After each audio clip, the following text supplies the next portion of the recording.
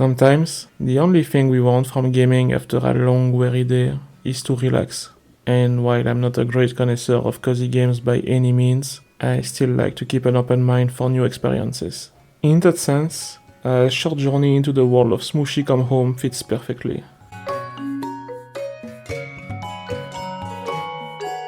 The game starts as Smushi wakes up from his sleep. His three brothers are already up, and our first task will be to find and talk with each of them. Don't try to remember their names, it will only give you a headache. Mishu will be the first we'll find. He is currently working on a new drawing and doesn't have anything interesting to say.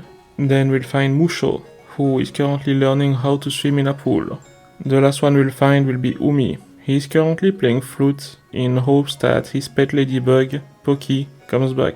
Here's our first quest of the game. Poki isn't very far away from here, and finding him will serve as a tutorial for platforming. To get him to follow us, we need to play the flute while coming back. Smushi is a mushroom of many talents, as you can see. As Umi tells us how happy he is and makes plans to all play together with the ladybug, the cruel talons of life are seen on the horizon. In a last heroic move, Smushi saves Umi from an unknown bird with only one mission: murder. Things got dark real quick, huh? Well, not really, because that bird won't finish the job. It's not that kind of game, guys. After pleading multiple times that he isn't food, Smushi will end up being dropped in the bird's nest. That bird probably hears the same thing a dozen times a day, and probably found Smushi most impolite. Smushi is now lost, but most likely not for long if he doesn't run out of there before the eggs around him hatch and turn the game into something closer to a slasher movie. So here's where the game really starts. We'll get out of the nest, climb some stones, and let the river carry us out of this mess. Yes, Smushi can swim. I told you that he's a mushroom of many talents. Although, cozy games rarely features the possibility of dying, as it's not very cozy to lose progress. So Smushi had to learn in order to make us all happy. We'll meet our first NPC very soon after. He claims that we're in paradise, nobody around, all that gibberish. But that's not all. After Smushi explains his problem, he'll tell us where to find a river. Because Smushi's family live on an island near a lake, so finding a river will be a good start. We'll now have the never give up speech, followed by tools to glide and climb, which makes this NPC the most useful in all of the game. It didn't take long. We can now hold ourselves once on any wall. Notice that I said once, because the technology doesn't allow us yet to do it twice. We'll also be able to glide with this leaf, which will help. These two mechanics will be core to the game, but the game never really gets challenging. It's not its purpose. We'll always find tools around obstacles blocking us that will allow us to proceed. For example, you see that big block of green matter, probably some kind of mineral. The problem is we cannot pass, and we do not have the tool to destroy it, but we'll find some kind of crowbar nearby to help us with this. You get it, we are not playing Myst, Riven, or anything like this. Upon crossing that green matter, we'll get into the first big area of the game. There are 3 of them. At the beginning of each, there will be a map that we can choose to pick or not, but I do not see why we wouldn't do it. That map will progressively fill as we discover things, so in a way, it's more like a white sheet that we will complete by exploring. Since the game works heavily with a system of quests, it won't take us long to meet the first NPC here. She'll mention that all the shrines in the area, outside of the one in front of her, were ruined. Smushi will be chosen to fix that problem. We'll then meet a mycologist that lost his writing tool. Great, don't say a single word more. I got it. Close to that fellow is the first shrine, with the flower nearby. Surely good old Smushi was needed to fix that one. Later on, and by that I mean approximately 15 seconds later, we'll jump on a plant and find the pen for that mycologist. We'll go back to him to receive our reward, the mycology journal. We'll meet many types of mushroom as we progress throughout the game. Most of them not as lively as Smushi. And basically, that journal will keep track of them. It doesn't do anything more than this. It's something for completionists that reward exploration. As we continue, we'll meet another friendly guy telling us that the river is right through this tunnel, but that there is a lizard sleeping inside of it, and thus blocking the path. That lizard is apparently quite fond of blueberries, so our mission will be to find some of them to feed him in order to make him move. A bit later, we'll meet that purple worm that will tell us about the purple crystals and skins that we can earn in-game. To make it short, there are two types of currencies in Smushi, the green and purple crystals. You remember that weird mineral blocking our path earlier? Well, that was a green crystal block, and upon destroying it, we looted some green crystals. These green crystals will be used as money to purchase things from the NPCs. There are also purple crystals, as I just said. These will be to unlock the skins we eventually find. Skins in Smushi Come Home are nothing too fancy, just new hats of a different color.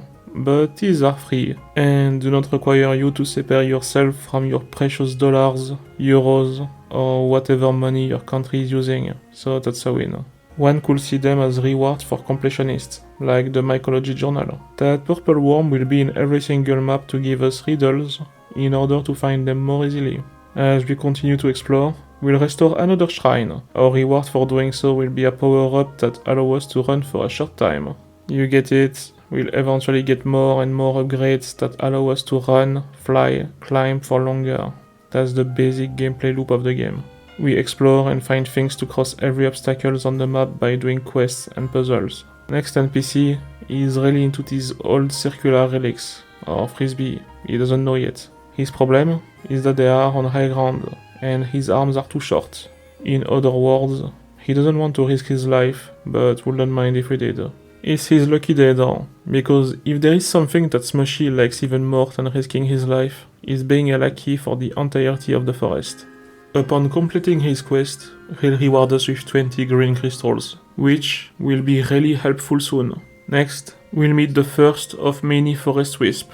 These grant us the power to glide for longer, which will be mandatory to clear the game. By approaching Bolit Beach, we'll meet a gentleman inclined to teach us the ways of the blade, something that we actually needed to cut these vines, blocking our path to one of the shrines. That nice chap will only ask for 30 green crystals in exchange for his lessons, and the blade comes free with them. What a bargain. Before we leave the beach, we'll have a shrine to repair, and it's pretty easy. It's simply linked to a puzzle. We need to find the hands of the Buddha statue. Both of them are behind vines. One is close to the water, the other requires some climbing. And now that the statue is once again complete, it will give us the flower that we need to restore the shrine. And with that, we'll now be able to run for a longer time period. Next, we'll find someone with a blueberry to sell, but he wants 60 green crystals for it, and we're currently 10 crystals too short. We'll come back later. Let's go and restore the last shrine instead. As a reward, we'll obtain 2 hat skins for our little mushroom. Here's a secret door. We cannot open it yet, as the key isn't in this area. We'll come back later to see what's behind. Since we have to farm to get that blueberry, let's talk about one of the things that stand out the most in Smushi Come Home. Its soundtrack.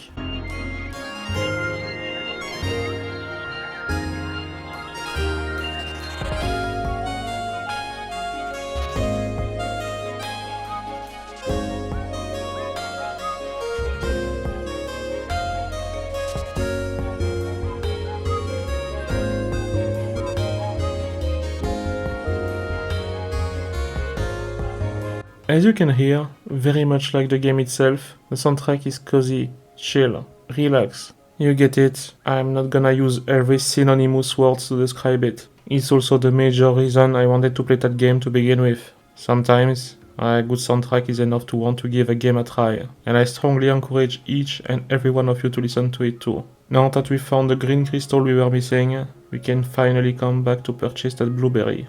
We only have to give it to that lizard, and there is a problem. He wants another one. Luckily, we didn't explore Anemone Woods yet, so maybe we'll find another one there. The first person we'll meet is that Strawberry Devil. She wants a red elastic band to complete her machine and snipe these strawberries with pebbles. Why do you ask? Because she wants to eat them all. Short after, we'll spot a forest wisp. We'll pay him a visit to upgrade our glider. Before entering the first cave of the game, we'll meet a victim of that crazy strawberry lady. He complained that she tried to eat him, but to be completely honest, he really looks like a strawberry, so we cannot blame her. Apparently, the crystal cave is a place where many things can be found. We'll give it a try, but only after we find that red elastic band, as it's hidden right here, around the flower pots. The strawberry lady will be glad that we found the last component to her ballista, but she'll confess that she doesn't have a good aim, and we'll now have to do the dirty deed for her. Our reward for the strawberry hunt will be another hat skin. Now back to the crystal cave. Platforming and climbing is what we'll do in that cave. We'll also activate buttons in order to set a wind current to carry us to the next area. Here, we'll find the blueberry, but it's stuck behind a crystal barrier. There is a whole puzzle about pushing buttons to make stalactite fall, and make our way to that pool ball. We'll just have to guide it to the crystal barrier, and here's our second blueberry. The lizard is now out of the tunnel. We'll negotiate with him so he goes to sleep somewhere else. We can finally access the second area of the game. A new area means a new map. The first thing we'll do, outside of collecting that map obviously, is to help a dude in need of nectar. We'll be playing a minigame where we'll have to collect 15 drops of nectar falling from the sky. Our reward will be some green crystals, which are always welcome. Upon talking to him again, he'll challenge us to collect more than 20 drops in 45 seconds or less. Our reward will simply be another skin. That seashell is another thing that we cannot interact with right now. We'll come back later to see what it is all about. Before we go down to the restless stream area, we'll meet a climbing teacher. Now, as you noticed, we didn't need that chap to begin climbing, but he offers to sell us better tools, and we can just not pass that opportunity. We are now 60 green crystals later, but in exchange, we can now hold on walls twice, and it's gonna be mandatory to reach an area very soon. The Restless Stream area has two NPCs. The first has an acorn problem. As for the second, he wants powder to create explosives and blow up the fence, preventing us to go to the third area. Yeah, these two do not have the same priorities in life. We'll start with the acorn guy, as it's pretty quickly done, while the fire powder guy will be the last quest of the area, which makes sense, since he's our ticket to leave. The first acorn will be very close to his neighbor with illicit intents. We'll cut vines and grab it. As for the second, it is hidden somewhere nearby on a platform and won't be much harder to find. Our reward will be a spore of energy, making us run for longer, which isn't mandatory nor very useful, but at least he gave us something. Before we continue forward, we'll go to that small isolated area there to collect a wind essence, because these always end up being useful. Now, our explosive wishing buddy told us that the Green Bird House Club had explosives, but that they let nobody in without the password. And we are out of luck because the recruitment is over since last season. One of them will gladly tell us though that if we were to find their club founder that disappeared a while ago, we might be able to obtain the password that way. That club founder is rumored to be hiding in the Maple Sanctuary, an area that requires us to have climbing tools to be reached. The first NPC we'll meet in Maple Sanctuary has a very special friend, a campfire called Steve. Well, it's not much worse than a mushroom called Smushi after all, especially if you speak German. We are now proposed an offer. We can purchase a fire starter kit for 30 green crystals, and that's an offer we cannot refuse. I mean, for real. In this case, if we do not buy the fire starter kit, we won't be able to set up the bomb and will be blocked sooner or later. There are 5 beacons nearby that we will light up with our brand new fire starter kit for a spore of energy. There is also a forest wisp, but that one won't give us an essence of wind like all the others, but instead, he'll make us play a gliding minigame. There are 3 rounds, and we need to pass through all the hoops to get our stamina back. Nothing too hard really. Upon completing all 3 rounds, he'll reward us with a super essence, which basically grants us a speed boost when gliding with full stamina. Pretty cool stuff. Soon after, we'll finally find the founder of that private club, preaching that since life is tough, people need to be tough too. He'll accept to give us the password, but only if we can succeed at his challenge, an obstacle course. It is possible to enable the assist mode to have it easier apparently, but since that it is impossible to fail it, I do not see why anybody would do so. That obstacle course still brings some new mechanics to the game, but nothing you wouldn't see in any other platformer, such as failing and moving platforms, or jumping from one trampoline to the next. As we complete his challenge, there will be some kind of lesson of life teaching the founder that it's not about being tough, but about being brave. Overall, there are a few of these all over the game, and the dialogues remind me heavily of A Short Hike that I played in the past. Both games have the same wholesomeness.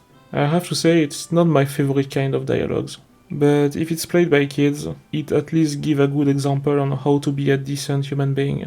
The founder will challenge us to another obstacle course, but this time, as a reward, we'll have a hat skin. Before going back to the green birdhouse, we'll explore that small cave to obtain another essence of wind. Now that we have the password, the birds will let us pass to get that powder, while admitting that none of them ever succeeded in the founder's challenge to begin with. Now is the time to set up the bomb. It will make a dent on the barrier, but it's not enough. We need another explosion. We'll be told that there is the cryptic cavern nearby, where there might be more powder, but that cave is too dark to see anything in it, so we'll need some help. Another NPC standing outside of it will help us. We just need to bring him a light bulb, and he'll craft us a headlamp to see in the dark. As luck will have it, one light bulb came loose and fell a while ago. We'll just need to climb to get it and bring it back to him. Now that we're in possession of the headlamp, we can simply explore that cavern to see if we can find anything inside of it. As always, there is quite a bit of platforming inside. We'll soon face a puzzle. We need to enter the correct inputs in order to activate the platform. These inputs are hidden in another area nearby. Before taking the platform, we'll light a firecracker to blow a rock and reveal the first of 2 lovers that are locked in this cave. He'll escape, but we'll still need to find the other one. Going up the platform, we'll enter a room with 3 statues that we'll need to position properly in a circle. When properly placed, a flower will sprout and serve as a trampoline for us to pass. Next area is flooded, and we'll need to climb to shut down the pipe. There are 2 ways, one on the ground that lead to the next area, and one on the side with vines. We'll go to the vines first. This way lead to the second lover, once again stuck behind a boulder that will blow up with another firecracker. We'll obtain a hat skin as a reward for saving her. Now back to the hole in the ground. It leads us to a flooded room. Here we'll do a bit of platforming, yada yada, you know the drill. At the end of it, we'll obtain that second powder we were looking for. We'll meet the 2 lovers as we come out of the cave, but they don't really have anything for us, outside of maybe a few fangs and some heartwarming talk. Let's now blow up that barrier and get to the third area called Twin Beach. This area is filled with water, and quite different from the other 2. There are also 3 capybaras that show that the game was released post-2020, as that's when they became increasingly more popular. There are many invisible walls here, and you'll soon understand why. These capybaras are facing a sibling problem. The big brother destroyed by accident the sand sculpture of his sister, and was busy, so he refused to spend time with his little brother, which made both of them upset. Since Smushi is apparently some kind of expert in sibling relationships, he'll strike a deal with the older brother. In exchange of Smushi helping him fix that mess, he'll help him get back home, since he thinks he might know where Smushi lives. That's where the invisible walls make sense. That map is divided into multiple small islands, and we'll need to ride the capybara to navigate between them. The first island we'll visit will have an NPC telling us about water essence, allowing us to breathe underwater.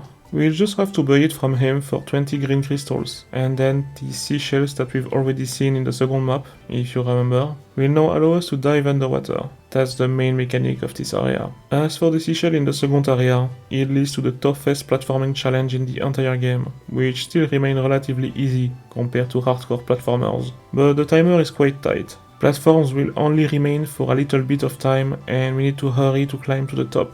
Our reward will be, as you probably guessed already, a hat skin. Now, back to where we were. The same NPC that sold us the water essence is now offering us a challenge. We gotta collect 3 rocks and drop them in a circle before the end of the timer. Guess the reward?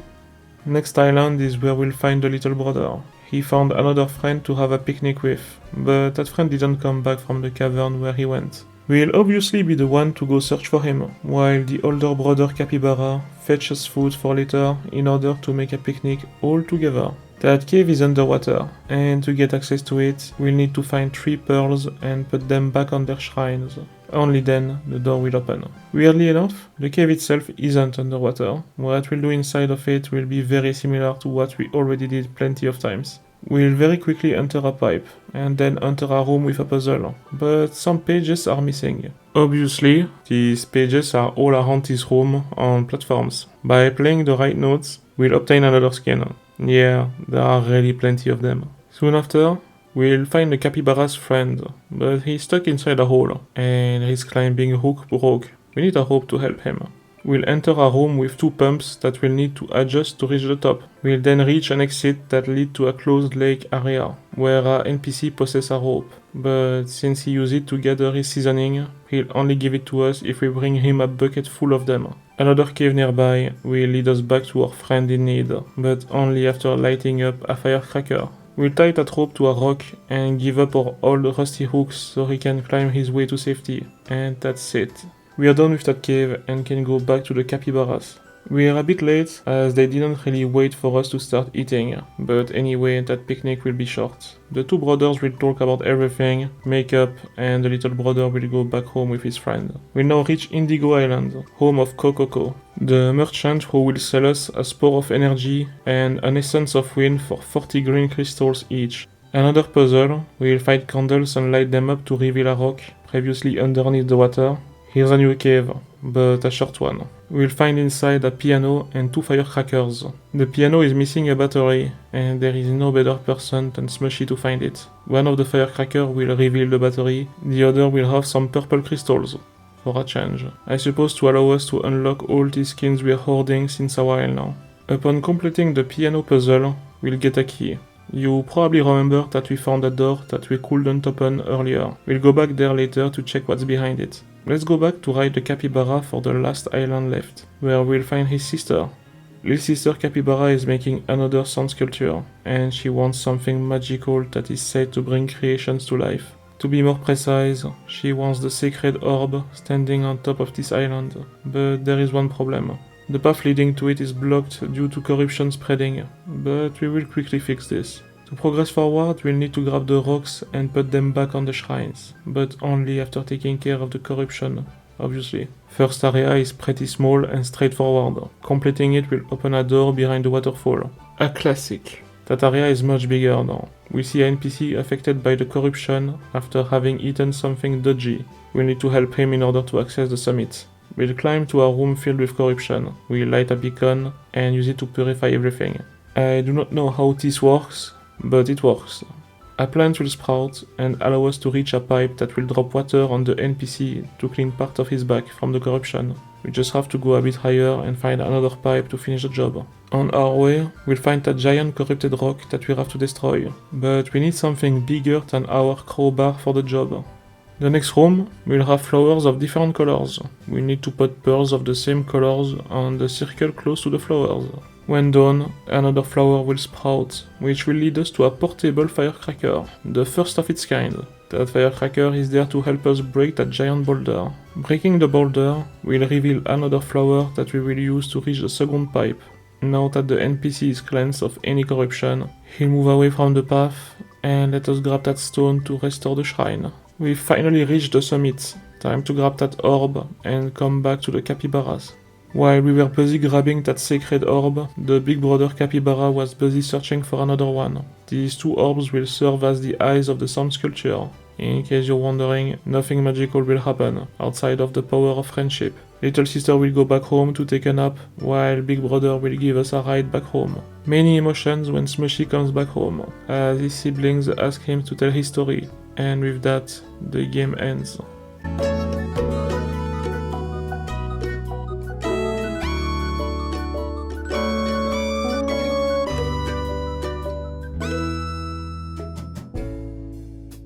The story is probably what everyone expected it to be, but I doubt many people were interested in Smushi Come Home for the plot to begin with. Instead, it is everything one could expect. A chill and cozy game, with a good relaxing soundtrack that takes very little effort to complete, and is also very short. Now, I didn't forget to show you what's behind the door, but before, let me ask you one question. What do you expect? If you answered another skin, you were right. Thought we were done? Well, not exactly. Just as I was done recording and editing everything, I've heard of a free update adding a 4th major area to the game. Now, don't get me wrong, that update has been released a while ago. I just had no idea that this content existed to begin with, as it's pretty well hidden. To access it, we'll have to go back to the Capybara Lake and talk with the big brother that will mention that something did change in the lake. There are white lotus flowers everywhere. Most of them are hidden behind islands we already cleared a few minutes ago. Upon finding them all, a rock will emerge from the water. Yeah, that's the second time. I can also predict the future and tell you that it is the last time. We'll soon meet an elder telling us that a nearby forest has some serious heart problems. Yes, you heard me well. The forest has heart problems. He'll obviously ask us to see if we can help them, and won't do so himself cause it's not his forest, and also because he's old. Everything to not have to do anything and leave all the hard work to poor old Smushi, basically. This area has a water shrine that leads to the other forest, but for whatever reason, it is broken. Another prowess of the old geezer. As a sign of goodwill, and maybe to help us do things he won't have to do himself, the elder will sprout a flower, allowing us to reach the top of the area. Here, we'll find a NPC hiding behind the waterfall. That fellow, tired of carrying his screwdriver, will strike us a deal. 30 green crystals and it is ours. We'll now be able to break the glass jars in the area. There are 2 of them. We'll start with the portable firecracker one, that will allow us to break a wall and explore a cavern. As we progress throughout the cavern, we'll face a dead animal skull, missing a tooth. We'll enter the path inside his mouth, and we'll light up 3 branches in a random order to make a flower sprout. As we start climbing, there will be a new kind of falling platforms that we won't ever see again in the future. At the end of the road, we'll find the missing tooth. Drop down to come back in front of the skull and receive a fancy skin. Back outside, we'll break another jar to obtain a valve. That valve's purpose is to remove the fountain's water, and thus allowing us to collect the seashell for the water shrine. Now that the water shrine is repaired, we have a way to access the sickly forest. I'm sure many of you are gonna be relieved to know that there is a map. We are not changing the good habits. Let's meet the elder of this forest first. So, to make it short, he cannot do anything to help the heart as the path is blocked due to missing streamers. He also refuses our idea to use bombs to force our way in, and simply wants us to stick to the plan. Now, before we get knee deep in all of this, there is another NPC I want you to meet. That guy wants us to find his gemstones that were carried away during the strong recent winds, very much like the streamers. So, in short, we'll have to find the 5 gemstones and 4 streamers to complete that area.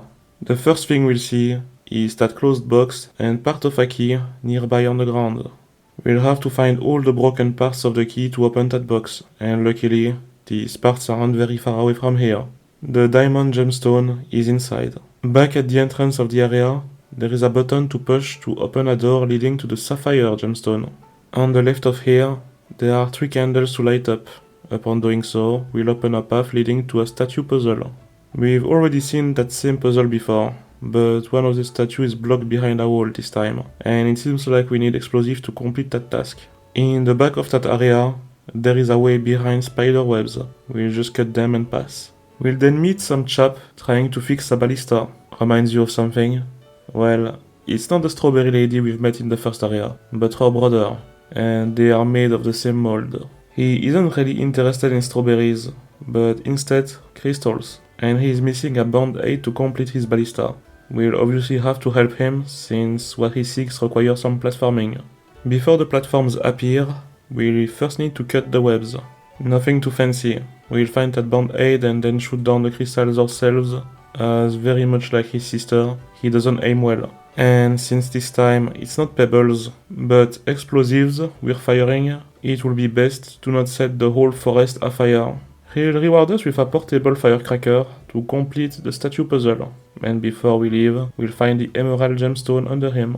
Now that we have the firecracker, we can break the wall and complete the puzzle for our first streamer. This area is completed, so let's head out and go somewhere else. There is an NPC here that wants to journey to the snowy forest, where we've already been at the beginning of the game, but he needs 75 green crystals to fly there. We'll give them to him, and in exchange, we'll obtain our second streamer. Now, to open up the second and last major sub-area, we'll need to at least bring back 1 gemstone. Doing so will reward us with a drop of water that we'll be able to carry around. Another new mechanic. These flower buds need 1 drop to sprout, and obviously, that's what we're about to do. This will lead us to a mother, looking kinda like a bee. Honestly, I may be making a big guess there. She wants us to find her 3 children and bring them to her. These 3 kids are in the same area, but at different level of heights. We'll bring a drop to another flower and we'll be able to use it to start our climb. Note that these flowers aren't trampoline, like the usual flowers, but more like vertical air currents. The first kid will be found in a yummy can, the second locked behind vines, as for the third, he'll be hidden inside a box. Our reward for bringing all the kids back will be a pretty fancy skin. We'll also find a citrine gemstone around here, and these things that I have no idea how to call, but that we have to set on fire in order to create water currents. These water currents will be the key to obtain our last 2 streamers. As we dive down the lake, Smushi will be able to enter the water currents to become a mushroom torpedo. By doing so, we'll obtain our last gemstone and another streamer. Now, time to give back all the gemstone to that NPC. He has 3 rewards in store for us, and we've already seen the first one, that water drop that we used earlier. The other rewards are simply the last missing streamer when reaching 4 gemstones, and a skin upon finding them all. Not that many of you expected anything else, right? Let's now go put these streamers back and save the heart. The heart is a mushroom. Very well. It is in a pretty poor condition, and the elder thinks that he might not be able to do anything. That is, until the older elder that refused to do anything earlier join. At first, they'll play the blame game, but then Smushi thinks that power of friendship is the key. We always go back to that in times of trouble. As they unite their powers, the mushroom comes back to life and gives us another skin. Why not? And that's it, folks. That's how the Heart of the Forest free update ends. As for the final words, I'm not really the type of person to usually play cozy games, so my opinion on how good Smushi Come Home is might be limited. I do think that it is good if you're into a cozy mindset and want something to relax without thinking too much, or if you'd like to play a video game with a kid and not risk anything bad. It has many qualities, and that's a reason why I went back to the game, even though I had already finished the video. It's worth the trouble, if I can say. You'll also unlock a speedrun mode upon completing the game, and since everything is so easy, it might actually be fun to try to optimize a good time, even though I'm sure some chap already has it finished in under 10 minutes. Now, if you'll excuse me, after all this happy ending, I got to grab my daily dose of violence and insanity.